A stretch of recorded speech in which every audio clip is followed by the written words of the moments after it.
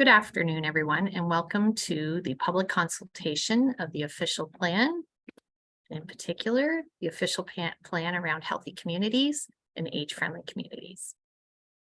I'd like to introduce myself. My name is Brenda Wagner. I'm the administrator of Dufferin Oaks. And just so you're aware, Dufferin Oaks is a long-term care facility that's owned and operated by the County of Dufferin. We are home to 160 residents, but we also have outreach programs that support older adults and disabled adults throughout the County of Dufferin as well. So when we look at age-friendly communities, a little bit of background around that. In 2019, Dufferin County completed an age-friendly needs assessment, which reviewed all the programs that are currently being offered throughout the county, and then also did a public consultation with older adults throughout just to see where the need was in order to have Dufferin County viewed as an age-friendly population. So in that, there was 4 particular areas that were highlighted as the highest priority. And for the purpose of this consultation, we're going to focus on accessible and affordable housing and community support and health services. But for your information as well, transportation was also highlighted as a need, and communication was also highlighted. Another point to highlight in this is that Dufferin County, not only is our population growing, but it is also aging. Our population is projected to surpass 100,000 individuals over the next 10 to 15 years.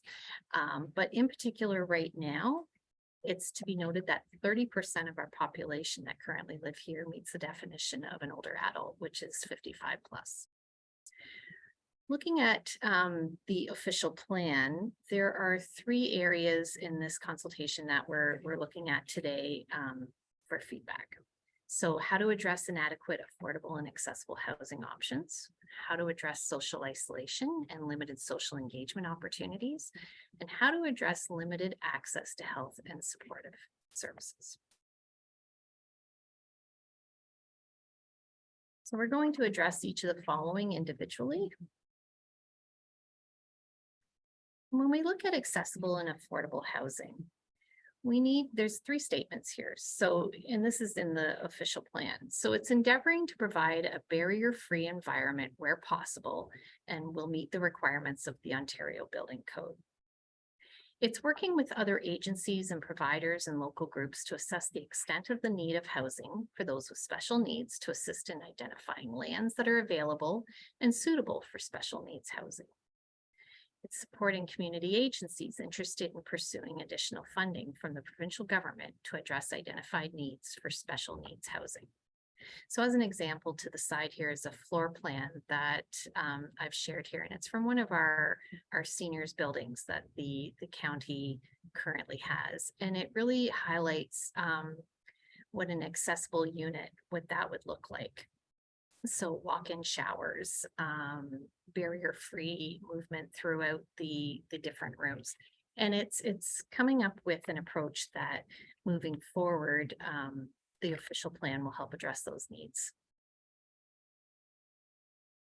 Around social isolation, this is maybe a little bit more difficult in the official plan to actually have policy around, but really what it is, it's encouraging the development of age-friendly communities through the provision of a diverse range of housing in close proximity to available community services and facilities, and universal design principles which support various levels of need and accessibility.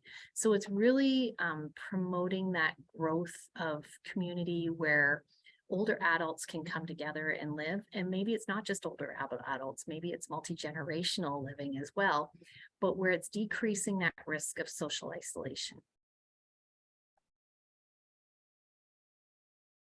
And then around health and supportive services. So there's 3 statements in the official plan that speaks to this. So it's individuals living in non-healthcare environments will have access to municipal services and amenities so that they may carry out their daily life without having to relocate as their circumstances change. So really encouraging developments that are adjacent to shopping, to recreation facilities, to where medical practitioners are, so people don't have to move to those services. Independent living, assisted living, and skilled nursing is to be encouraged in residences for seniors, such as in continuing care and retirement communities. So that's where we would like to see more development with continuums of care, campuses of care. So as people transition through, again, they're not having to leave the community to seek those services. And it's encouraging the development of age-friendly communities through the provision of a diverse range of housing in close proximity to available community services and facilities. So as an example here as well, to the side, I just have some photos here of the Dufferin Oaks campus, because of course we have the Mel Lloyd Center, which is a community healthcare hub. There's a number of services right there. And then adjacent or attached actually to it, we have our long-term care facility. And we also have McKelvey Burnside Village, which is a housing for 22 units, with 16 of those for older adults and 6 of those for the disabled, which are operated by the March of Dimes. So again, you see that campus of care that's occurring right there. That basically shows what is part of the healthy communities, the age-friendly community portion of the official plan.